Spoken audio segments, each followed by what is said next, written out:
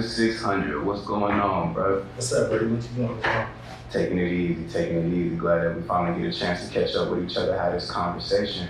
I know you were just out in LA not too long ago putting together some work with the camp. How was the session? It was hard. It was hard? You know, working, goddamn it, majority, like, I'm working on an album. It's like in July, so just got like, you know, a percentage done of it out there, working with the bros and shit. So we got like a studio house. So we all live in the house. We all goddamn it, one studio. We rotate in and out. We work together. Like it's a real vibe. It's like all work. Like you wake up in the morning, you record. If it's 7 in the morning, you wake up at 10 in the morning.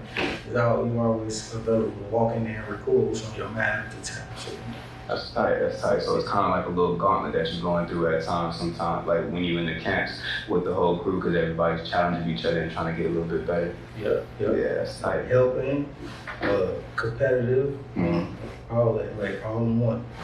That's good. So kind of just to break into about you first, like, you know, what are some things that people may not know about you? Like, you know, tell the people who Booka 600 is, where he came from, like, you know, really what he's about. First off, they might not think I don't believe in God. That's first and foremost. I believe in God. I'm like, I like being smart. I like reading and shit. I like learning new things. Like, open and learning at all times. Like they might think, oh, he come from drill, he come from the streets, he don't care about school. Like, you know, I like all this shit. Like just being a productive human. That's what I'm into. They probably don't think I'm into it. That's dope. I heard that you said you like to read. Is there any new books that you've read that you would recommend to people or anything like that?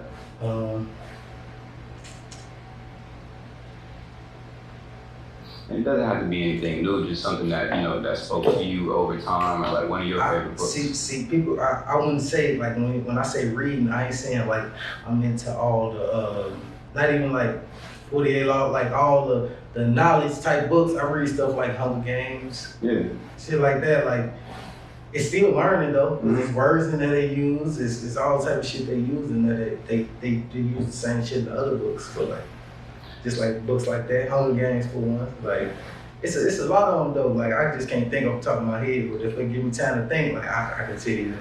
No rush. So you would say that you use books as kind of like your getaway, like from the work and everything like that, like an escape. Yeah. That's dope. Not let alone books, I just go on the internet and read too. Like, that's what I do the most. Like, read up on different things that's all over the internet. Or I might see something, I might Google who somebody is. Like, I like reading up on people like Bumpy Johnson and, you know, Malcolm X and shit, people like that. Like, I be into all that shit too. That's dope. I really appreciate that. That's something that I kind of get myself into too, just going down the rabbit hole and looking up whatever facts that you can find about it. I be seeing this page, it's starting to be this page, it's, everybody probably get familiar with it, but it's like, I don't know what it's called, but it just tell you like, people like from back then, who had like, you know, enormous stuff going on. Like whether he was a gangster, he was a politician, like whether he was spiritual, like I be reading up on different people like that. And once you read up on them, you read what they had to say, and the whole time they teach you some crazy, like all type of shit. Word. So I would say you've probably been doing that since you was like, you know, a youngin'. Yeah. So has that kind of like translated into your music, just like, you know, the adventure, maybe like the fantasy world or anything like that kind of like sparked your imagination? Yeah, you hit it right on the head, 'cause that's what I want to be. I want to kick knowledge. Like, I got a couple like records that's like, people will say drill or like rap, but I'm really on some real knowledge shit, like teaching kids different words and shit, like in our own way to where they still relate. Yeah. So like, I want to be a teacher. I want people to be like, man, you taught me this, or you got me through this, or like, you know, you led me to do this. Like, I want to be that person for the people. Word. I think that kind of speaks volumes into like just the whole album itself. Somebody Save Me.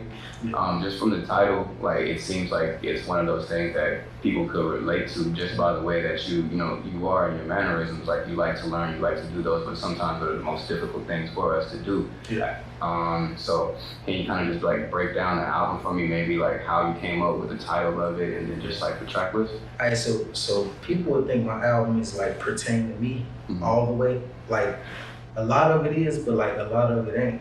So when I named it Somebody Save Me, I wasn't thinking me. I was thinking of that average little boy, that average little girl that's still in the hood or still in the trenches that do need help. Like I was thinking of them when I came up with that title. Word. And like I said, I believe in God, so I just took a picture. The cover is this, the cross on my eye. I just went and got it. I just felt like that's just something I wanted to do. Mm-hmm. Not encouraging kids to get tats on their face or anything like that, but I just feel free to do what I want to do with my life. So Mm-hmm. I just feel like that represented me at the time, like, well, still till right now, like that represented me. Like, I want to teach them about learning about like things beyond, like, not that I know what's beyond this world, but like I want to teach them like to think out the box. Yeah. I like that. So just kind of listening to the album, like I kind of did my own deep dive, and I went back to like No Dress, Booka, back to like pesos and everything like that, and I can just kind of tell the difference in like who you were as an artist back then and then who you are now, and like how would you say your growth has been ever since like that? I got smarter. Like I learned way more. Like pesos was like street. Yeah. Super street, but it still was a vibe, but it was like, that's when I was deep in it. Like my everyday life was street. My everyday life was what was going on in the trenches. So now it's like I evolved, I don't really go to the trenches like that no more either. Like, so it's the new me, the clear mind me, cause I'm able to think. Just like I got bros that's locked up in jail and they be like, they thinking be clawed because they in a box, but I just be telling them like, I'm gonna think for you. So when I catch this call, when I kick this knowledge, you just listen because I'm thinking for you. While I'm out here like with a free space and not like dirty or clean, but like in a clean environment. Yeah. Where I can wake up and think every day. I can take a ride and not worry about looking over my shoulders and really think about life, which somebody in the trenches might not be able to think about life. They might have to look over their shoulders. They might have to pay attention to this or that. Like, yeah, I feel that. So kind of just to go into some of the tracks on the album itself, let's talk about Passion with Pain, because I feel like that kind of goes with exactly what you're saying at the moment. You want to just break down that track, maybe how it relates to the full story? It's just like the first line. It's a perfect definition of what the song is about. And I say, your desperation can advance you being emotional. Like, it's like you desperate. You feel me? Mm-hmm. That's what's making you be like who you are, a nerve and wreck. Like that's what's making you be, feel me? Yeah. Down, making you can't think, making you can't like touch different things that you do need to touch. You feel me? Yeah.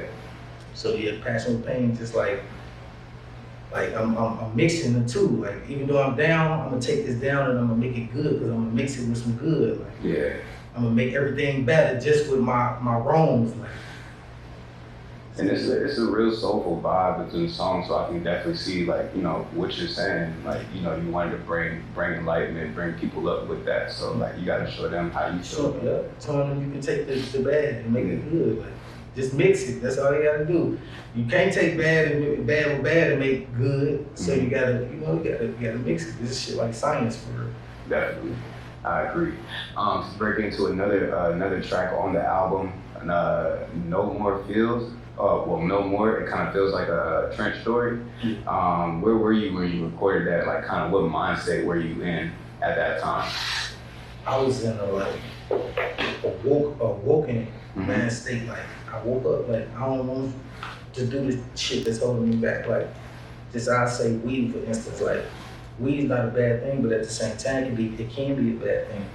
Like people don't look at it as a bad thing, but it can be. It can hold you back from a lot of shit. Like when sometimes I go through my stages in life where I just smoke, and I sit right here on the couch for hours and days and not do nothing. Then I woke, like that song is me waking up, like, hold on, the weed ain't for you right now. Like maybe when you accomplish this goal, you can get high and rest your nerves, but like the weed ain't always for you, or being in a stuck space ain't always good for you. Like, you gotta get up, some shit you gotta quit so you can elevate. Yeah. sometimes you gotta force yourself through that little bit. And I was thinking about the streets and everything. Like, I don't want to go through this. I don't want them calls no more. Answering them calls that's dealing with bullshit. Like, I don't want them friends no more that's calling me, getting me on this type of time. I don't want them family members that calling me and wrecking my day. You feel me? Like, it's just shit like that. Just waking up for real. I like that. And then for the last one, I want to talk about, wrong time. Now that's like a completely different vibe from the whole tape itself. And I was like, oh, you're talking a little bit of shit on there, you know what I'm saying? So just like kind of, break down that vibe for me and like where you were in that space. Like I be more so humble. Yeah. You feel me? I be more so always chill. So, but I be putting them in like on my tapes. Like I throw one or two of them in the show. Like I'm like that too. Like I get like that too. Like it ain't all good, humble, cool all the time. Like I get like that too. I know to watch my surroundings. I know how to get on that with guys. Like you feel me? I'm cool, but I know like when it's clowns and situations, I know how to put clowns in their place. I know how to step in back into that zone if I have to. Like yeah. So it's just and I be wanting a fun record.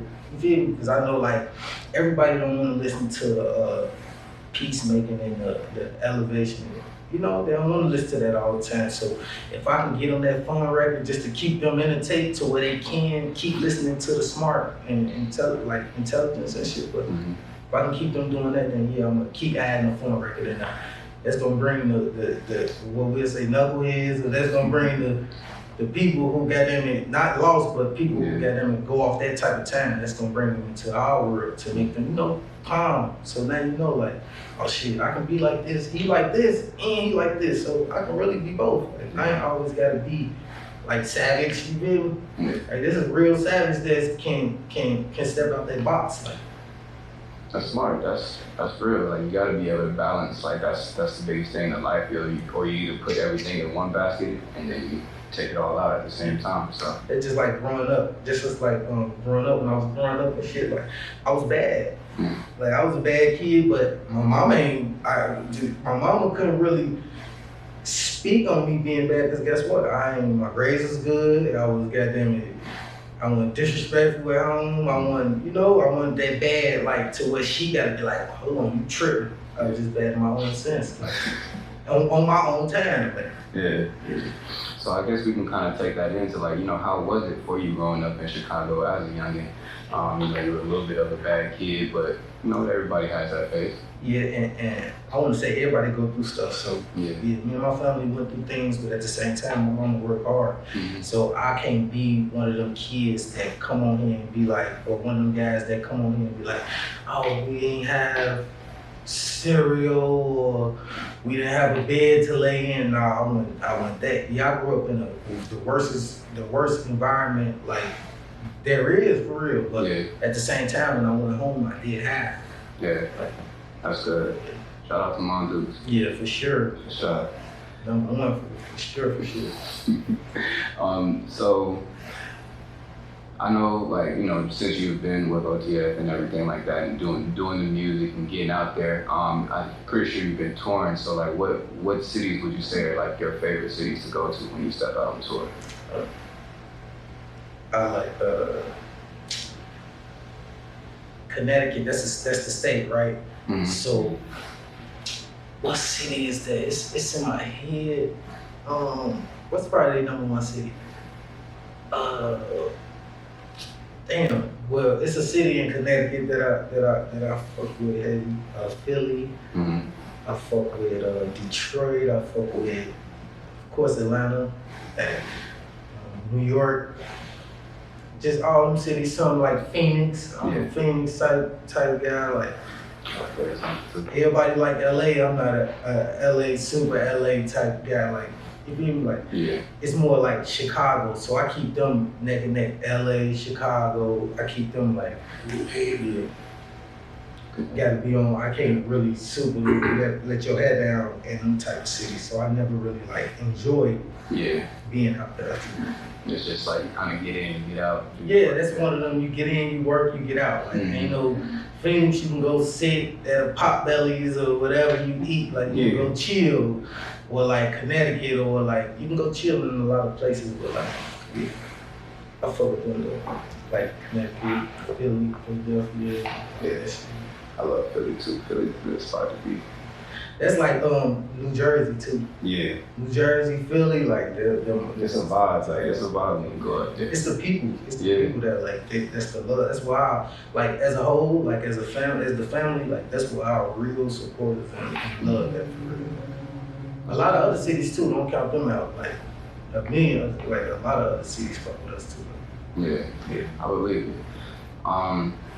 So I asked, like, what kind of mark do you plan on leaving on like the music game before it's all said and done for you? See, I be thinking, bro, I want to be the best. I don't know if niggas actually, I don't know if like people actually feel like they can be the best or want to be the best, but like that's what I want to be. I want to be legendary, like, and then talk to like top 3, top 5. That's why I sit and I read and I read up on shit and I rap the way I rap. Like I want to perfect how I am so I can be one of the best. Like I want to lead one of the marks to where like I learn from him. Just how I learn how to live from him. Like Yeah. That's so. I want the legends to be calling like, man, you taught me this. 50 years old, 60 years, man, you taught me how to deal with this situation. Like I want to be a teacher for real, leave it like a teaching mark for sure. That's what's up. Just to kind of wrap it up on these last couple of questions, we are celebrating the 50th year anniversary of hip hop. Mm-hmm. So like my first one would be like, what does hip hop mean to you? Hip hop my life. And when I say that, like I grew up on that. Like my mom was big on hip hop, so all she did was play records. Like a lot of guys growing up probably ain't listened to like the Jay-Z's and Nas's and who else? The Lauryn Hills and they probably can't tell you nothing about that being under 30. Like Right. but like yeah, hip hop is like So. I always like what I'm doing right now. When I was younger, I always said this is what I was gonna do. Mm-hmm. And when I say that, I mean like harmonized rap, like not just blatantly rap, like or like rap with a vibe.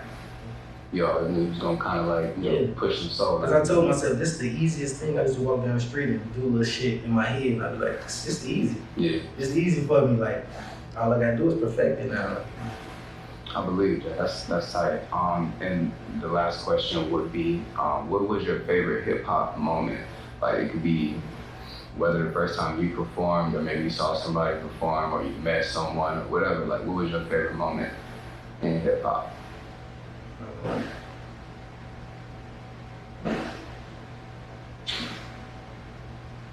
See, I used to watch a lot of like 106 and 4 and BET. So my favorite hip hop moment would probably be it's recent, like the Jay-Z and Beyonce thing, like the tour. What was that tour called? On the Runs? Yeah, like that, like seeing Hov and his wife, like yeah, that shit. Yeah. That was probably my favorite moment of like music. Yeah. That's tight. Well, I really appreciate you, man. It was a great conversation. I wish you the best for the rest of the year. Yeah. I'm really excited to see what you got coming up. I know you said like July, you got something dropping, right? Yeah, I'm gonna drop an album in July. So I just dropped 2 tapes. I dropped a tape on October, and then I just dropped another tape March 4th. Word. So that was somebody saved me. So now it's album time. It's album mode, 16 songs long with all type of movie scripts and like it's gonna be hard. Like I'm for it, man. I'm all the way for it. Now, I'm not gonna wrap this up right here. What I want to do with you, like, I just feel like it'll go in line with your conversation if we can do like an affirmation drop. So it's just like something positive that you can say like to your fans or whatever. So you can just roll it in and be like, hey, what's up? It's Booka 600. I just want you to know that you feel me? Yeah. So it's on you whenever you're ready.